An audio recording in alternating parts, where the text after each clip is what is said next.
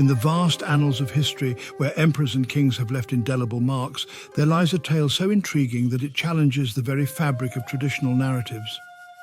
Today, we delve into the life of Wu Zetian, the only woman to ever wear the emperor's yellow robe in Chinese history, a leader whose rule was as formidable as it was fearsome. Let's uncover the story of a real-life Game of Thrones. Imagine a world where the throne is stained with betrayal, the air echoes with the cries of the purged, and the palace walls whisper secrets of ruthless ambition. This isn't a scene from a dramatic novel. This was the reality under Wu Zetian, a woman whose rise to power was as bloody as it was impressive. But who was this enigmatic empress, and why does her reign still send shivers down the spine of history? Born in 624 AD into a noble family, Wu Zetian's journey to the zenith of power began at the tender age of 14, when she entered the court of Emperor Taizong as a concubine. With her wit and intelligence, she quickly stood out. But it was in the shadows of the Imperial palace, amidst the intrigues and power struggles, that Wu honed her skills in the art of survival and ambition. Upon Taizong's death, Wu Zetian was sent to a Buddhist convent, a common fate for concubines of deceased emperors. However, her story didn't end there.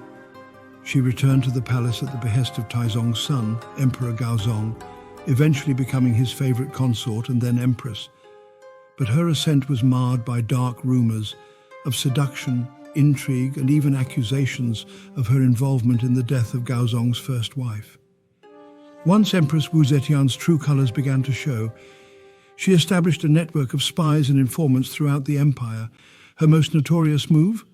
The alleged murder of her own newborn daughter, which she blamed on Empress Wang, her rival, leading to Wang's downfall. This merciless act was just the beginning of Wu Zetian's ruthless elimination of anyone who stood in her way to absolute power. In 690 AD, Wu Zetian did the unthinkable. She proclaimed herself emperor, founding the Zhou dynasty.